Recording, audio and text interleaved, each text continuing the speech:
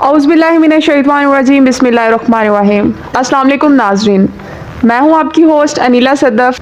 नाज़रीन, सबसे पहले तो आपका बहुत शुक्रिया कि आप हमारी वीडियोस देखते हैं और हमारी वीडियोस को पसंद करते हैं।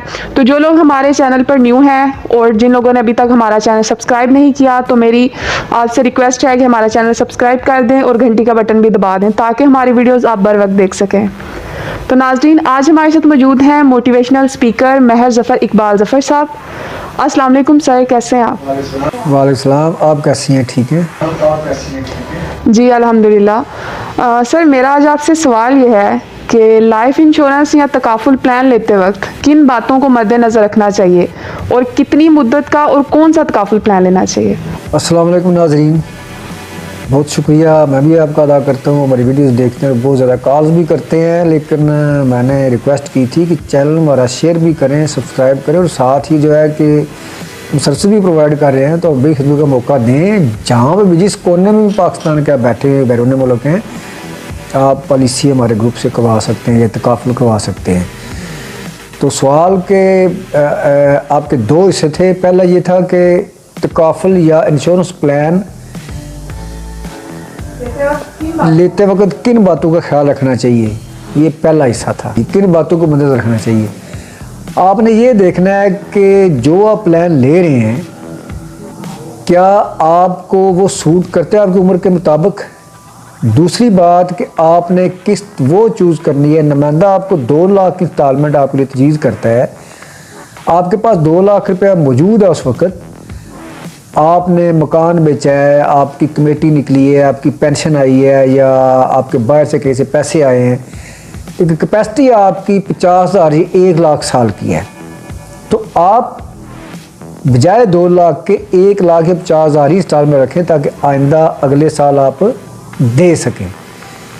दूसरी बात कि अगर आपके पास वक्ती तौर पे पैसे नहीं हैं लेकिन आपकी कैपेसिटी सालाना 1 लाख की है, तो आपके पास वक्ती तौर पे पैसे हैं जी, उस वक्त जी 25,000 रुपये, तो मैंने कहते 25,000 वाली कर लें हमारी इंश्योरेंस। तो ऐसा नहीं होना चाहिए। आप बंदोबस्त कर लें या जमा करवा के बाकी कुछ दिन बाद करवा दें, लेकिन 1 लाख रुपये अपने इंस्टॉलमेंट रखें। बेशक उसको 25,000 करके 4 रुपये तकसीम करके क्वार्टरली करवा लें। तो दूसरी बात कि आपने मद्देनज़र ये रखना है कि आपने फ्यूचर प्लान करना है, तो नुमाइंदा भी देखें कि नुमाइंदा क्या आपको प्रेजेंटेशन जानदार दे रहा है या सिर्फ रिलेशन की बुनियाद पे आप इंश्योरेंस तकाफुल करवा रहे हैं। रिलेशन की बुनियाद पे भी करवा रहे हैं तो पूरा लाइफ इंश्योरेंस का स्ट्रक्चर पूछें, प्लान की बारीकियां पूछें, अपने बेनिफिट्स पूछें, उनके ऊपर डिबेट करें, उसके बाद अपना प्लान जो है वो चूज़ करें। तो अब आपका अगला सवाल जी, हाँ जी, कितनी मदद का और कौन सा तकाफुल प्लान है जी। ज़बरदस्त, ये ज़बरदस्त सवाल है। हमारे यहाँ हम लोग लकीर के फ़कीर हैं, इंश्योरेंस कराएं, तकाफुल करवाएं, 20 साल का जी ये फ़लाँ प्लान है, ये करवाएं। तो बात ये है कि आपने देखना ये है, फ़र्ज़ करें एक बंदे की 3 या 4 बेटियाँ या 2 बेटे और 2 बेटियाँ हैं, उसने पहला ये देखना है कि मैंने उनकी शादी कब करनी है। दूसरा ये देखना है कि मैं उनकी तालीम के लिए हायर एजुकेशन में कब भेजना है। बस 20 साल के बाद हमारी बेटी शादी काबिल होती है 25 साल की, या बेटा हमारा हायर एजुकेशन में जाता है, तो अब 20 साल का प्लान लें। और दूसरी बात यह कि हमने देखना है कि अब देखें नुमाइंदा हमारे पास आया, हम 1.5, 2, 2.5, 3, 4 लाख तक की जमा करवा सकते हैं, लेकिन नुमाइंदे ने रिक्वेस्ट की, बार बार डोर पे बेल दी, बार बार नुमाइंदा आया और हमने उसको खुश करने के लिए वक्ती तौर पे 25 से 30,000 रुपये इंस्टॉलमेंट जमा करवा दी। गलत किया हमने देखना है कि एक बंदे की 4 फर्क, 2 बेटियां 2 बेटे हैं, बेटी की शादी करनी है, दूसरी बेटी की शादी करनी है, तो एक बेटी की शादी पे 10, 15 या 20 साल के बाद एक्सपेंसेस जो है कम से कम 50 लाख रुपए आएंगे। ठीक है, 25 लाख कर ले, 50 लाख बेटी की शादी का, 50 लाख बच्चे के हायर एजुकेशन का, फिर आपने अपने ओवरेज जो रिटायरमेंट एज है उसके लिए भी कुछ रखना है। तो आपको तो आज से उस वक्त से 20 साल बाद या 15 साल बाद, 20 साल बाद, यानी 60 साल के बाद, 60 साल की उम्र के बाद, या जब आप कारोबारी तौर पे या मुलाजमत कर रहे हैं तो उसमें आप थोड़ा उस तरह आमदनी आपकी रहती या आपके असाब कमज़ोर हो जाते हैं, उस तरह काम आप नहीं कर सकते, उस वक्त आपको ज़रूरत है पैसों की, تو آپ کو 2 کروڑ روپیہ چاہیے. اٹ مینس کہ آپ کو 2 لاکھ روپیہ سالانہ انسٹالمنٹ رکھنی چاہیے اور 20 سال مدت رکھنی چاہیے تاکہ آپ کی مستقبل کی ضرورتیں پوری ہو سکیں. اب دوسری بات میں ہم آتے ہیں, ایک بندہ ہے, اس کی بیٹی ہے 2 سال کی, 3 سال کی, 4 سال کی, یا بیٹا ہے, تو اس کو پلان لینا چاہیے education plan, child education marriage plan. ہر کمپنی کا ہے, تمام کمپنی زبردست ہیں, کسی کو ہم غلط نہیں کہتے, لوگ غلط ہوتے ہیں, میں بار بار کہتا رہتا ہوں. تو آپ نے جو پلان لینا ہے وہ اپنی ضرورت کے مطابق لینا ہے. نمائندے سے صرف آپ نے پلان لینا ہے, مشورہ لینا ہے, اور آپ نے پھر اس کی سلیکشن کرنی ہے. آپ فرض کریں آپ ینگ ایج ہیں, میاں بیوی ہیں, لیس دین 30 آپ کی ایج ہے, تو پھر ایک جیون ساتھی پلان ہے, یہ جیون لائف پلان ہے مختلف کمپنیز کا, وہ آپ خریدیں. ایک ہی قسم میں دونوں کی انشورنس ہو جائے.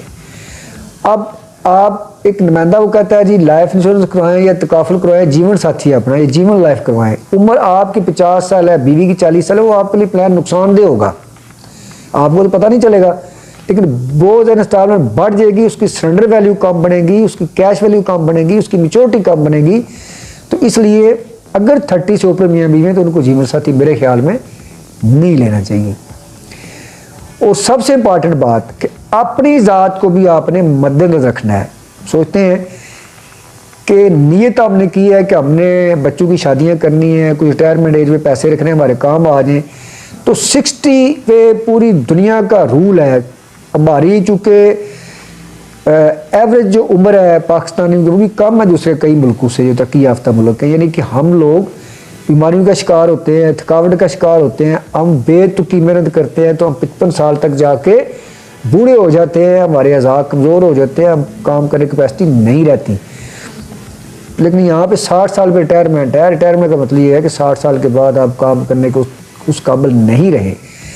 تو جو بھی آپ پلان لیں اس چیز کو مد نظر رکھیں کہ آپ کی جب 60 سال عمر ہو آپ کا پلان میچور ہو جائے. ہمارے ملک میں کیا ہے, 20 سال کا بندہ ہے تو کافلی انشورنس خرید رہا ہے, 20 سال کی نہیں 40 سال کی عمر میں جا کے پالیسی میچور ہو جائے گی. ٹھیک ہے جی, 1 لاکھ روپے سال کا اس نے دیا, 20 سال کے بعد اس کو فرض کرے 1 کروڑ ملا, وہی 1 لاکھ روپیہ دے گا تو وہ نیت کرے کہ میں نے 60 سال کی عمر میں ریٹائر ہونا ہے, تو وہی 1 کروڑ کی بجائے سال کے 1 لاکھ کے بدلے میں اگر وہ پالیسی 30 سال ہی کروا لے, 50 سال میں جا کے میچور ہو جائے, یعنی 60 سال تک جب پہنچے, 30 سال باقی ہیں, 60 سال میں 35 ہیں, 36 ہیں, 25 ہیں, تو 30 سال کی مثال وہی پالیسی 30 سال کا تک دے تو 1 کروڑ کی بجائے 2 کروڑ بنے گا, بلکہ 2 کروڑ سے بھی زیادہ بنے گا انشاءاللہ تعالیٰ. کیونکہ ہر کمپنی کا بونس, ہر کمپنی کا یونٹ ریٹ, ہر کمپنی کی پرافٹ 20 سال کے بعد اس کو پر لگ جاتے ہیں, اڑنے لگتی ہے.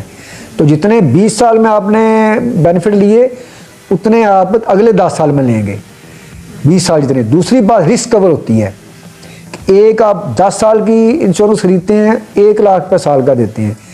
رسک کوریج آپ کی جس میں ڈیتھ ہوتی ہے, خدا نخواستہ ہو جائے, ڈبل کلیم ہوتا ہے, یا پورا کلیم 10 لاکھ کا ملتا ہے, یا بیماری میں جو علاج معالجہ ہوتا ہے, یا ایکسیڈنٹ میں جو بینیفٹس ہوتے ہیں, تو پہلے دن سے شروع ہوں گے 10 لاکھ کے ڈیتھ کوریج, یا کوریج آپ کو سم کور ملے گا 10 لاکھ روپے کا فار ایگزامپل, مختلف ہوتے ہیں.